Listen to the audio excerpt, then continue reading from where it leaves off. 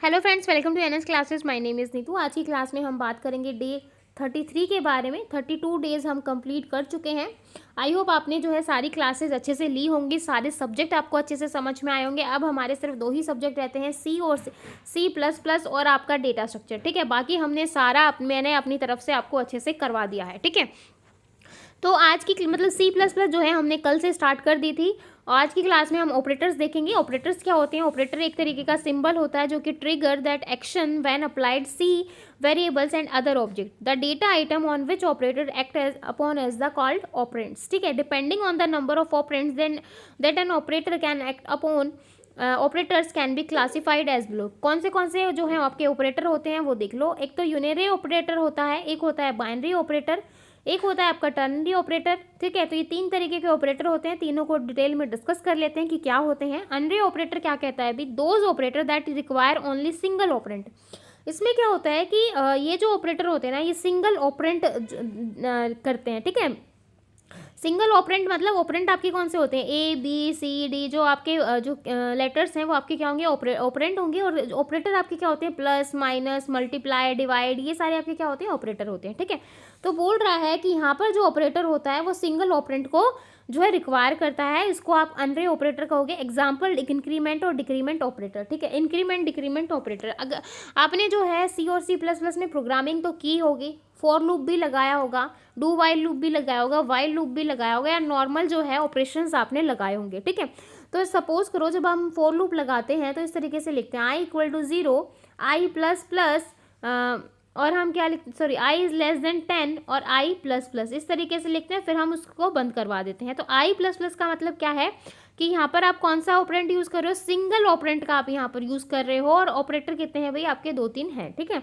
तो ये जो है ये आपका क्या है भाई? अनअरे ऑपरेटर है। तो यहाँ पर फॉर लूप या इंक्रीमेंट और डिक्रीमेंट ऑपरेटर का जो एग्जाम्पल है वो आपका अनअरे ऑपरेटर होगा। ठीक है, बाइनरी ऑपरेटर क्या होते हैं? Those operator that require two operand. यहाँ पर जो है आपके दो ऑपरेंट होंगे, मतलब ए और बी। ठीक है, act upon as a binary operator.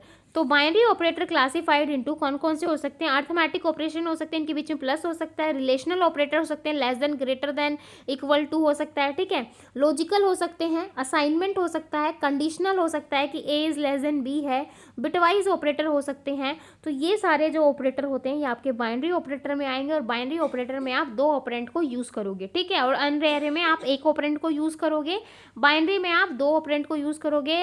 Arithmetic operator, relational operator, logical, assignment, conditional, bitwise, ये सारे आपके क्या हैं? बाइनरी ऑपरेटर हैं। ठीक है, टेनरी ऑपरेटर क्या होता है? जहाँ पर जो है आप 3 ऑपरेंट को यूज़ करवाते हो। ठीक है, 3 ऑपरेंट को आप यूज़ करते हो। कंडीशनल, जब आप कंडीशन ऑपरेटर लगाते हो तो वहाँ पर जो है आप मतलब जहाँ पर आप 3 ऑपरेटर यूज़ करो वो आपके टर्नरी ऑपरेटर होंगे, जहाँ पे 2 वहाँ पे बाइनरी, और जहाँ पर 1 वहाँ पे अनएरे। ठीक है, क्लियर है? ऑपरेटर क्लियर है? अब देखो सी प्लस प्लस कमेंट क्या होता है, क्योंकि यहाँ से आपके एग्जाम में कई बार क्वेश्चन आया है कमेंट के ऊपर, तो आपको इसके बारे में अच्छे से पता होना चाहिए। सी प्लस प्लस में जो कमेंट आप स्टार्ट करते हो ना, वो इस तरीके से आप स्टार्ट करते हो। क्लोज करवाते हो तो आप इस तरीके से क्लोज करवाते हो। ठीक है, फॉर एग्जाम्पल यहाँ पर जो है आपने कमेंट लिखा स्टार दिश और hash C plus plus comment can also span multiple line. ठीक है, तो मल्टीपल लाइन में हो सकता है।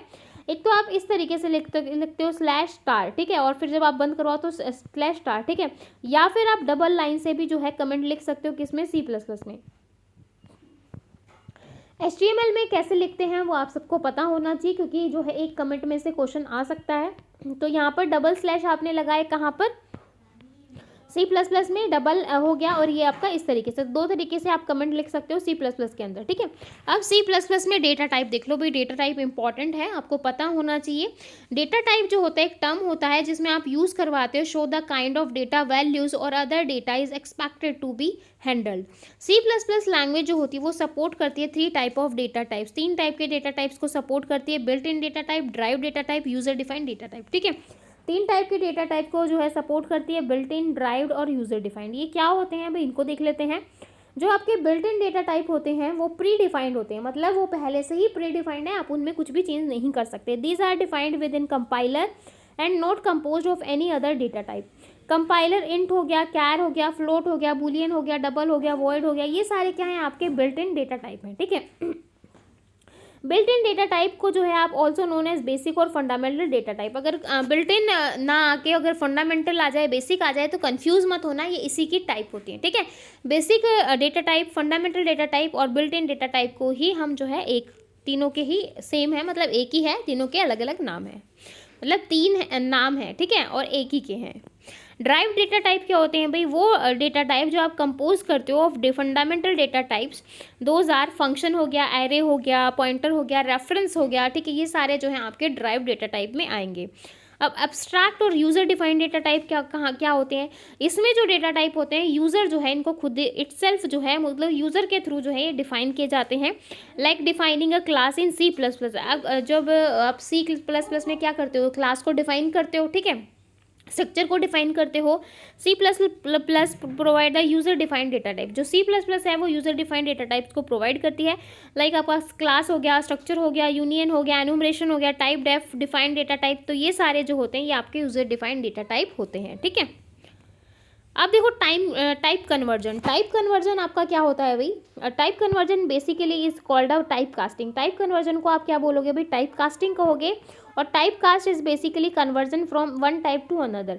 मतलब टाइप कास्ट का क्या होता है? जैसे आपने इंट को कैर में चेंज कर दिया, इंट को आपने फ्लोट में चेंज करवा दिया, इंट को आपने डबल में चेंज करवा दिया, मतलब एक तरीके से टाइप का कन्वर्जन होना, एक टाइप से दूसरी टाइप में जाना, वो आपका टाइप कन्वर्जन होता है, ठीक है। तो ये जो है ये आपका दो तरीके का होता है, एक होता है इम्प्लिसिट और एक होता है आपका एक्सप्लिसिट। दो तरीके को हो गया, एक हो गया इम्प्लिसिट और एक हो गया एक्सप्लिसिट, ठीक है। अब इम्प्लिसिट टाइप कन्वर्जन क्या होता है? If a compiler convert one data into another type of data automatically. बोल रहा है जब कंपाइलर जो है वो एक टाइप के डेटा को दूसरे टाइप के डेटा में ऑटोमेटिकली कन्वर्ट कर देता है, उसको आप इम्प्लिसिट डेटा टाइप कहोगे। इसकी एडवांटेज क्या होगी? यहाँ पर जो है आपका डेटा का लॉस नहीं होता, मतलब डेटा जो है एज इट इज दूसरे डेटा में चेंज हो जाएगा, वहाँ पर आप डेटा का कुछ भी चेंज नहीं होगा, ठीक है, और ये ऑटोमेटिकली हो जाता है, ठीक है। अब इसके बाद देखो यहाँ पर एग्जांपल देखो, ये आपने शॉर्ट A20 लिया और आपने यहाँ पर शॉर्ट लिया, यहाँ पर आपने इसको int B is equal to A में चेंज करवा दिया, तो यहाँ पर आप क्या करवा रहे हो भाई? इम्प्लिसिट कन्वर्जन करवा रहे हो, ठीक है।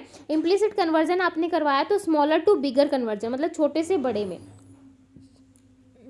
शॉर्ट इंट से आप इंट में आप उसको चेंज करवा रहे हो, ठीक है। तो यहाँ पर क्या है, आपका कोई डेटा का लॉस नहीं है, कोई ज़बरदस्ती नहीं है, डेटा अपने आप ही जो है वो चेंज हुआ है, तो इसको आप कहोगे इम्प्लिसिट टाइप कन्वर्जन, ठीक है। अब देखो एक्सप्लिसिट टाइप कन्वर्जन क्या होता है? When data of one type is converted explicitly to another type with the help of predefined function, there is data loss। मतलब यहाँ पर जो डेटा है वो प्रीडिफाइंड फंक्शन के थ्रू होता है और यहाँ पर जो है आपका कोई भी डेटा का लॉस नहीं होता, सॉरी यहाँ पर जो है नहीं होता, मतलब वो इम्प्लिसिट था, और एक्सप्लिसिट में आपका डेटा जो है वो लॉस होता है, क्योंकि यहाँ पर हम ज़बरदस्ती डेटा को जो है चेंज करवाते हैं, ठीक है, इसकी बिना मर्जी के। Some conversion can not be made implicitly. कुछ कन्वर्जन जो है वो इम्प्लिसिटली नहीं होते, ऑटोमेटिकली नहीं होते, उनको चेंज किया जाता है, ठीक है।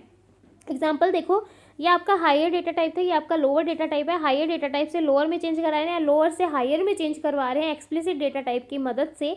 तो यहाँ पर जो डेटा है वो आपका बहुत मतलब ज़बरदस्ती करवा रहे हैं, फोर्सफुली हो रहा है, और यहाँ पर जो है चांसेस हैं कि आपका जो डेटा है वो लॉस हो जाए, ठीक है। मतलब कोई ऐसी गारंटी नहीं है कि डेटा लॉस नहीं होगा, हो भी सकता है, ठीक है। तो ये होता है आपका एक्सप्लिसिट टाइप कन्वर्जन। आप सबको पता है, क्लियर है भाई, इम्प्लिसिट क्या होगा, एक्सप्लिसिट क्या होगा। अब आगे चलें, अब आगे देखो ऑब्जेक्ट ओरिएंटेड प्रोग्रामिंग के थोड़े फीचर्स देख लेते हैं क्या होते हैं, ठीक है। सारी चीज़ों को डिटेल में देखते हैं। तो सबसे पहले देखो ऑब्जेक्ट ओरिएंटेड प्रोग्रामिंग लैंग्वेज। तो सबसे पहले हम यही देख लेते हैं कि जो आपकी ऑब्जेक्ट ओरिएंटेड प्रोग्रामिंग लैंग्वेज है ना, उसका बेस कहाँ से है, उसका जो बेसिक रूट है वो कहाँ से निकल कर आई है। तो ऑब्जेक्ट ओरिएंटेड प्रोग्रामिंग लैंग्वेज को आपने 3 मेजर फैमिली में डिवाइड किया, मशीन लैंग्वेज, असेंबली लैंग्वेज और हाई लेवल लैंग्वेज, ठीक है। मशीन लैंग्वेज आपकी कौन सी होती है? 0-1 की जो फॉर्म होती है वो आपकी मशीन लैंग्वेज हो जाएगी। असेंबली लैंग्वेज में क्या होते हैं? आपके मेनेमोनिक्स कोड होते हैं, जिसमें आप ऐड हो गया, आपका सब्ट्रैक्शन हो गया, मूव हो गया, आप लोड करवा रहे हो, ठीक है। तो इस तरीके से लैंग्वेज लिखी होती थी। तो असेंबली लैंग्वेज जो होती थी मशीन लैंग्वेज से काफ़ी बेटर थी। और फिर आती है आपकी हाई लेवल लैंग्वेज। तो मशीन लैंग्वेज हो गई आपकी 0-1 की फॉर्म, तो उसको आप बोलोगे मशीन लैंग्वेज। क्वेश्चन आ जाए मेनेमोनिक कोड जो है आपके कौन सी लैंग्वेज में होते हैं? तो असेंबली लैंग्वेज में होंगे। ऐड, सब्ट्रैक्शन, मूव जो है ये आपके क्या है? मेनेमोनिक्स कोड है, ठीक है। थर्ड देखो high level language. High level language जो है आपकी दो टाइप की होती है, एक होती है प्रोसीजरल लैंग्वेज और एक होती है आपकी ऑब्जेक्ट ओरिएंटेड लैंग्वेज। ठीक है, दो तरीके की आपकी हाई लेवल लैंग्वेज होगी, एक होगी प्रोसीजरल, एक होगी आपकी ऑब्जेक्ट ओरिएंटेड। अब यहाँ पर देखो प्रोसीजरल क्या कहता है, प्रोसीजरल कहता है early high level language are typically called as, मतलब जो पहले वाली जो हाई लेवल लैंग्वेज थी उसको आप क्या बोलोगे, प्रोसीजरल कहोगे। उसमें आपका कोबोल आ जाएगा, फोटोन आ जाएगा, HTML आ जाएगा, C आ जाएगा। तो ये सारी जो है ये आपकी कौन सी है भाई, प्रोसीजरल लैंग्वेज है। ठीक है, अब देखो नॉन प्रोसीजरल लैंग्वेज में, नॉन प्रोसीजरल लैंग्वेज में आपकी जो ऑब्जेक्ट ओरिएंटेड प्रोग्रामिंग लैंग्वेज है ना, लाइक आप डेटा की मॉडलिंग करवा रहे हो, it is an approach to develop software programming. आपका C++ हो गया, .NET हो गया, जावा हो गया, तो ये सारे जो है ये आपके क्या है भाई, ऑब्जेक्ट ओरिएंटेड प्रोग्रामिंग लैंग्वेज है। Trying to simulate real life things into your programming. ठीक है, तो यहाँ पर आप क्या करते हो, आपकी जो रियल लाइफ की थिंग्स हैं वो आप प्रोग्रामिंग में लाने की कोशिश करते हो। ठीक है, तो ये जो है ये आपकी हाई लेवल लैंग्वेज है और आपकी नॉन प्रोसीजरल है। ठीक है, और इसमें जो इन सब में क्या है, आप ऑब्जेक्ट ओरिएंटेड प्रोग्रामिंग के फीचर्स को यूज़ करते हो। ठीक है, क्लियर है भाई। तो समझ में आया कि जो उप्स है वो कहाँ से आया है, किस तरीके से है, थोड़ा बेसिक क्लियर हुआ। अब देखो OOPS was introduce to overcome drawback in procedural approach to programming such as reusability and maintainability. ठीक है, तो उप्स में जो है आपका रीयूजेबिलिटी का कंसेप्ट आया था, जिसकी वजह से जो है काफ़ी हद तक, ठीक है, तो उप्सवा जो है इंट्रोड्यूस हुई थी ओवरकम करने के लिए। और यहाँ पर हमने क्या यूज़ किया था भाई, रीयूजेबिलिटी एंड मेंटेनेबिलिटी का जो कंसेप्ट आया था। रीयूजेबिलिटी होता है एक कोड को बार बार हम रीयूज़ करवा रहे हैं। ठीक है, बार बार रीयूज़ का मतलब क्या हो रहा है कि मैंने एक ही चीज़ को मैं बार बार, जैसे देखो मैं एक ही चीज़ को 10 पेज में लिख रही हूँ, एक सेम चीज़ को मैं 10 पेज में रिपीट करवा रही हूँ, इससे क्या होगा भाई, आपका पेज भरेगा कि नहीं भरेगा। और मैं एक कोड को एक जगह लिख दूँ और मेरा उसी से काम चल जाए, तो आपका टाइम भी वेस्ट होने से कम बचेगा, आपके पेजेस भी ख़राब होने से बचेंगे, आपको जो हेडेक हो रही थी वो भी कम होगी। ठीक है, तो यही होता है आपका रीयूजेबिलिटी, कि एक कोड को बार बार ना लिख के एक ही जगह पे हम काम अपना फिनिश करें। तो main fundamental idea behind OOPs is to combine into single unit both data function and operate on the data such as called object. ठीक है, अभी हम डिटेल में देखेंगे भाई, देखो समझ में आएगा। बेनिफिट्स अच्छे से देखना क्या बोल रहा है, it can easily upgrade from small system to large system. क्या हो रहा है कि हम इजीली जो है स्मॉल सिस्टम से लार्ज सिस्टम में अपडेट कर जाते हैं। Easy to partition work for same program. Message passing technique that make communication easier. जो मैसेज पासिंग टेक्निक है वो आपके कम्युनिकेशन को ईजी करती है। Software complexity can be easy managed. ठीक है, मेंटेनेंस कॉस्ट यहाँ पर कम हो जाती है, सिंपल टू इम्प्लीमेंट। ठीक है, मेंटेनेंस कॉस्ट कैसे कम हो जाएगी भाई, सॉफ्टवेयर की कॉम्प्लेक्सिटी कैसे मैनेज हो जाएगी इजीली। अब एक चीज़ को आप 10 जगह लिख रहे हो तो वो एक तरीके का ओवरहेड ही तो है। एक तो आपका डुप्लीकेसी हो रही है डाटा की, कि एक ही कोड को आप बार बार जब लिख रहे हो, एक जो है आपका टाइम भी खराब हो रहा है, एक जो है वो आपके पेज भी खराब हो रहे हैं। तो वही अगर एक ही जगह यूज़ हो तो आपको मेंटेन करने में भी ईजी रहेगा, मेंटेनेंस कॉस्ट भी कम आएगी, सॉफ्टवेयर की कॉम्प्लेक्सिटी भी कम होगी, ईजिली मैनेज हो जाएगा। तो यही सारे जो हैं फीचर्स हैं किसके, उप्स के। ठीक है,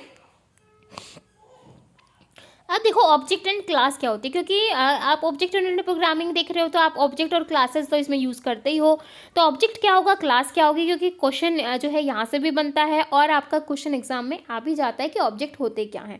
तो इंस्टेंस ऑफ क्लास जो होता है वो आपका क्या होगा भाई, ऑब्जेक्ट होगा। और क्लास जो होती है वो कलेक्शन ऑफ ऑब्जेक्ट होती है। ठीक है, क्लियर है। ऑब्जेक्ट क्या होगा भाई, जो इंस्टेंस ऑफ क्लासेज होते हैं वो आपके ऑब्जेक्ट होते हैं, और क्लास क्या होता है, कलेक्शन ऑफ ऑब्जेक्ट। ठीक है, अब देखो ऑब्जेक्ट, ऑब्जेक्ट जो होता है एक पीस ऑफ कोड होता है which represent the real life entity. ठीक है, तो ऑब्जेक्ट जो होता है एक पीस ऑफ कोड होगा जो रियल लाइफ एंटिटी को क्या करेगा, रिप्रेजेंट करवाएगा। जैसे यहाँ पर कार देखो, कार है आपका, और इसके एट्रीब्यूट और फंक्शनैलिटी क्या होंगे भाई, इसके एट्रीब्यूट क्या होंगे, फंक्शनैलिटी क्या होंगी। तो यही सारी चीज़ें हम यहाँ पर देखेंगे। देखो एट्रीब्यूट में इसका कलर आ जाएगा कि कोई कार है उसका कलर कैसा है, उसके एट्रीब्यूट, उसकी स्पीड कैसी है।